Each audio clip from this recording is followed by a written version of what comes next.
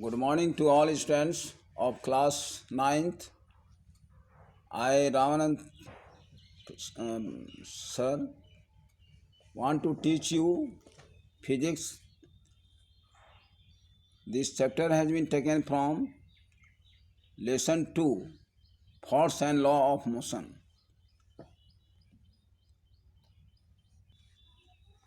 Now, today you have to read about force. तो what is force?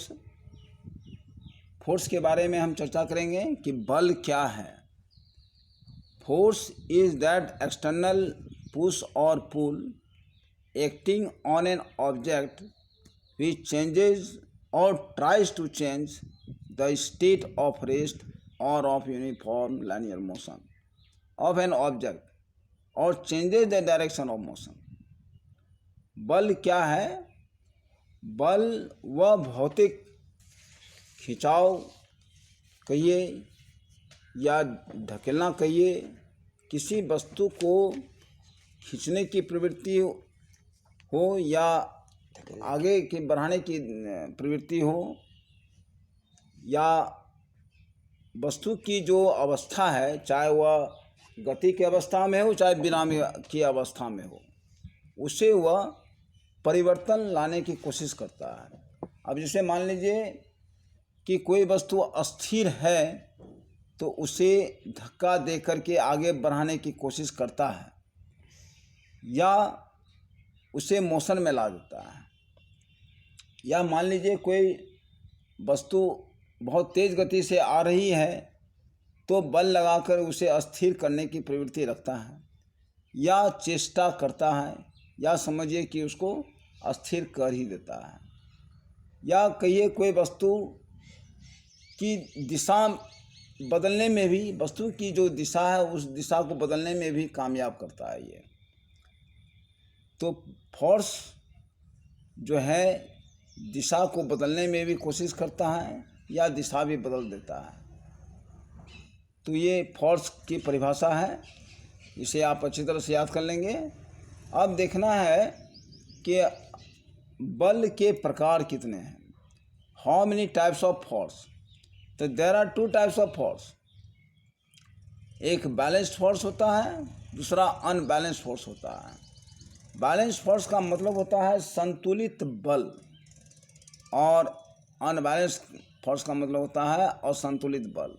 Balanced force का मतलब ये अब देखा जाता है कि एक वस्तु पर दोनों तरफ से, दोनों विपरीत दिशाओं से अगर लग रहा है बल, और बल का परिमाण अगर दोनों अगर बराबर है, तो उस स्थिति में जो वस्तु जो है वह अस्थिर ही रहेगी, यानी उसकी अवस्था में कोई बदलाव नहीं आएगा, है ना. उसी चीज़ का ये हम डिफिनेशन में लिखे हैं.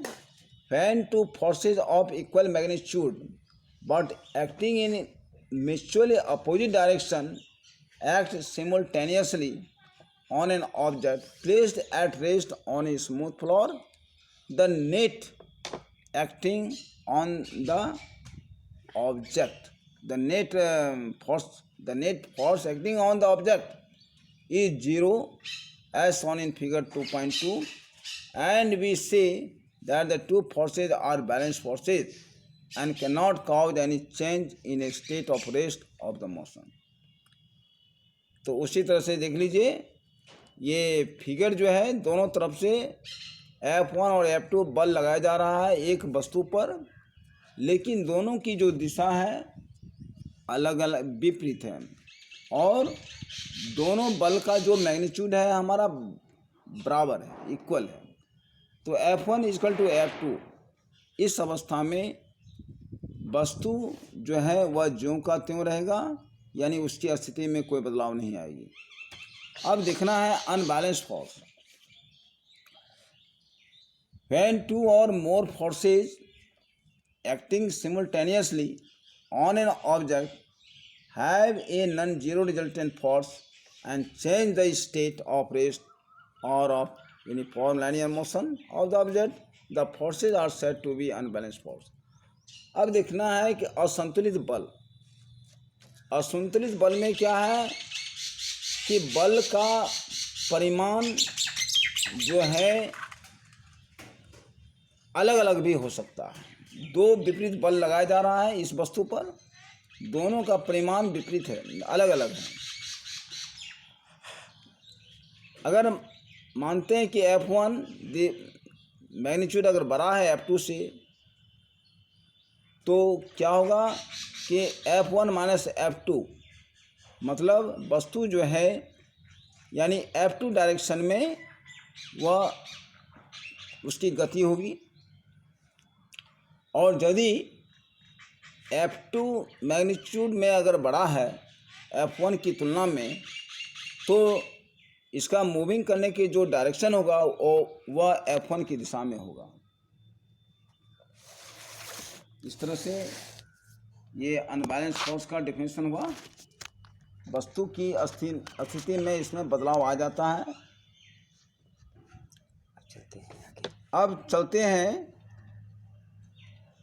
Newton's law of motion. Newton साहब जो है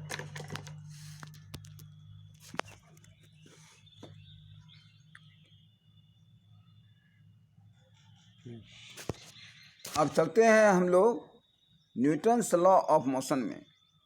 मोशन के संबंध में न्यूटन साहब ने 3 नियम प्रतिपादन किए। पहला है फर्स्ट लॉ, दूसरा है सेकेंड लॉ और तीसरा है थर्ड लॉ। अब आप देखिए फर्स्ट लॉ क्या कह रहा है, an object remains in a state of rest और of uniform motion in a straight line unless compelled to change that state by an external unbalanced force applied on it. First law कह रहा है कि अगर कोई वस्तु अस्थिर है तो अस्थिर ही रहना चाहती है, और गति की अवस्था में यदि है तो वह गति की ही अवस्था में रहना चाहती है, जब तक कि उस पर कोई बाहरी बल नहीं लगता है और बाहरी बल लग करके उसकी स्थिति में परिवर्तन नहीं ला देता है। तो इस प्रकार का जो नियम है वह प्रथम नियम कहलाता है, न्यूटन्स का प्रथम नियम कहलाता है।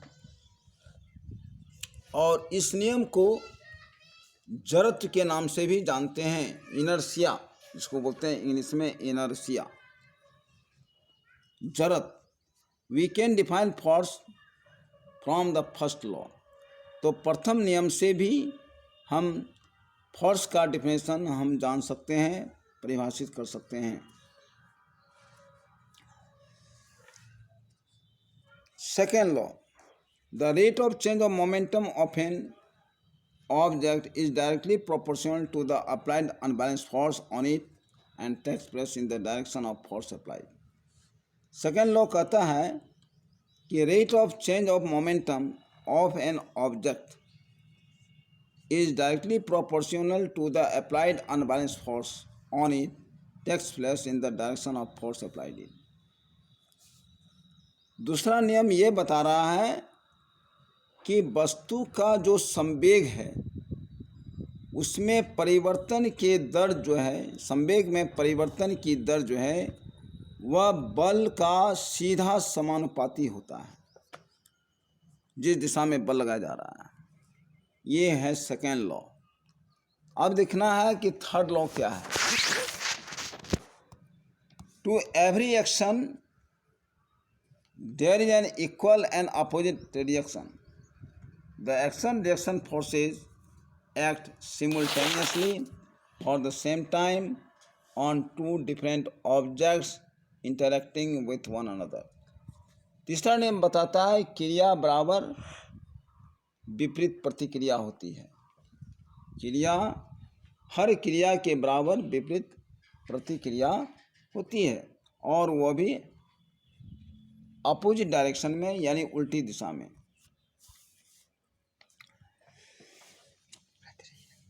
फर्स्ट लॉ ऑफ मोशन देखना है, स्टेटमेंट दिया हुआ है, the first law of motion states that an object maintains its state of rest or of uniform linear motion unless compelled by some external applied force. तो प्रथम नियम यह कह रहा है कि कोई भी वस्तु अपनी अवस्था, चाहे वह विराम अवस्था हो चाहे गति की अवस्था में हो, वह तब तक बनी रहती है जब तक कि उस पर कोई बाहरी बल कार्य नहीं करता है।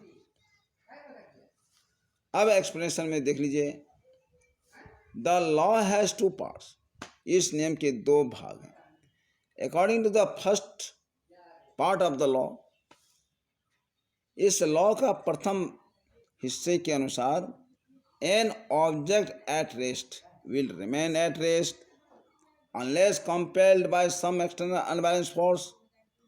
हाँ, अगर कोई वस्तु विराम अवस्था में है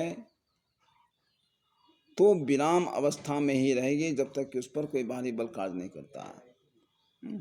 We don't have doubt about this part of law and accept it as such. From our daily experience, we know that our house, our school, etc. remain at rest। जैसे कि हम उदाहरण से साफ स्पष्ट है कि हमारे विद्यालय कहिए या हमारे घर कहिए, यह अस्थिर ही अस्थिर रहती है क्योंकि इस पर कोई बाहरी बल नहीं लगाया जा रहा है। And in fact any object placed in our house does not change its state of rest unless somebody applies the force on it to disturb its state of rest. अब देख लीजिए, घर में हमारे बहुत सारी चीज़ें रखे हुए हैं, कुर्सी है, पलंग है, टेबल, जो कुछ भी है, बिना उस पर बल लगाए उसकी स्थिति में कोई बदलाव नहीं आता है, वह ज्यों का त्यों एक जगह पर अस्थिर बनी रहती है। अब देखना है, according to second part of the law, an object in motion would continue to move with same velocity unless compelled by some external force. दूसरा नियम के अनुसार यह है कि अगर कोई वस्तु गति में है तो गतिशील ही रहेगी जब तक कि उस पर कोई बाहरी बल लग करके उसके अस्थिर न कर दे। However, a ball moving on the floor gradually slows down and finally stops। अब देखते हैं कि एक लुढ़कता हुआ बॉल चिकनी सतह पर वह लुढ़कता चला जाता है और वह धीरे धीरे धीरे धीरे वह स्थिर भी हो जाता है। वन में doubt about this part of the law, इस बात पर हमें संदेह है कि however the ball slows down and comes to rest only on account of force of friction acting on the ball due to the floor। इस बात को संदेह है कि ये बॉल जो है रुकता क्यों है, कैसे रुकता है। तो ये सतह, जो रुखरी सतह है, जो एक घर्षण बल पैदा करता है और उसी घर्षण बल होने के कारण, यानी वह घर्षण बल ये लुढ़कते हुए जो गेंद है उसकी सतह पर लगने के कारण उसकी गति में रुकावट आ जाती है। तो यानी गतिशील वस्तु यानी रुकावट में चली आती है। कहने का मतलब ये रुकावट में डालने का वजह है आपका घर्षण बल, जो कि वह रुखरी हुई सतह से उत्पन्न हो रहा है। If there is no force of friction, then the object in motion will continue to move forever with same velocity। अगर सतह में घर्षण न होती तो वस्तु गतिशील बनी रहती, यानी उसकी गति बनी ही रहती, यानी रुकने का वह नाम भी नहीं लेता। This part of the law is also true. ये लॉ का जो ये भाग है ये सत्य है। अब देखना है कि Newton's first law of motion defines force. Newton का प्रथम नियम से बल की परिभाषा मिलती है। अब देखिए, force is an external effort in the form of a push or a pull which changes or tends to change the state of rest और of any form line motion of an object on which it acts. Force वह external effort है, यानी बाहरी प्रयास कहिए, बल वह एक बाहरी प्रयास है जो वस्तु की स्थिति में परिवर्तन ला देती है, उसकी स्थिति में बदलाव ला देता है। अगर वह वस्तु गतिशील है तो वह अस्थिर कर देती है या करने की चेष्टा करती है। अगर वस्तु अस्थिर है तो उसे गति की अवस्था में करने की चेष्टा करती है या कर देती है। यह है बल की परिभाषा। अब देखना है inertia and the law of inertia. जड़त्व क्या है और जड़त्व का नियम क्या है। The tendency of undisturbed object to stay at rest or to keep moving with the same velocity is called inertia. कोई भी वस्तु को उसकी जो एक समान रहने की जो क्षमता है उसी को बोलते हैं इनर्शिया, यानी जड़त्व। अगर कोई वस्तु अस्थिर है तो अस्थिर रहना चाहती है, गति की अवस्था में तो गति अवस्था रहना चाहती है, इसी को कहते हैं इनर्शिया, जड़त्व कहते हैं। Inertia of an object is its inherent property by virtue of which it can not change by itself in state of rest और of motion along straight line. तो इस तरह से वस्तु की जो जड़त्व है वह एक खास गुण होता है वस्तु में। अब देखना है to demonstrate the property of inertia of rest of an object. एक प्रयोग के माध्यम से हम बता रहे हैं कि इनर्शिया ऑफ रेस्ट यानी वस्तुओं में यानी विराम जड़त्व का उदाहरण किस तरह से होता है वो आप देखिए। यह एक suppose here is a table on which A empty glass is kept. On the empty glass, a cardboard having a coin in the middle of it has been kept. After pushing one part of the card with the help of finger, the cardboard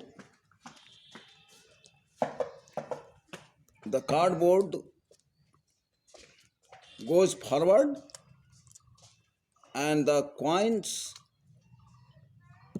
fall down in the glass. It means it wants to keep its position where it was kept. मतलब ये सिक्का वहीं रहना चाहता है जहाँ वह था, तो अपनी पोजीशन में बदलाव नहीं लाने के लिए वह जो है ये शीशे के नीचे भाग में चले जाता है। अर्थात इस पर किसी भी तरह का, इस सिक्के पर किसी भी तरह का जो बल नहीं लगा, इसलिए यह अस्थिर रहना चाहती है और यही इसकी टेंडेंसी है। और इसी टेंडेंसी को कायम रखने के लिए वह शीशे के गिलास में चले जाता है, बशर्ते कि कार्ड में जो बल लगा, बल लगते ही उसमें गति आ गई और गति आने के कारण वह दूर भाग गया। तो इससे साबित हो जाता है कि इनर्शिया ऑफ रेस्ट यानी विराम जड़त्व वस्तु की विराम जड़त्व का एक महत्वपूर्ण उदाहरण है। This is the first example of inertia of rest which you have to remember, which you have to write on your copy like this way, and further chapter will be taught in another day. So till now, thank you.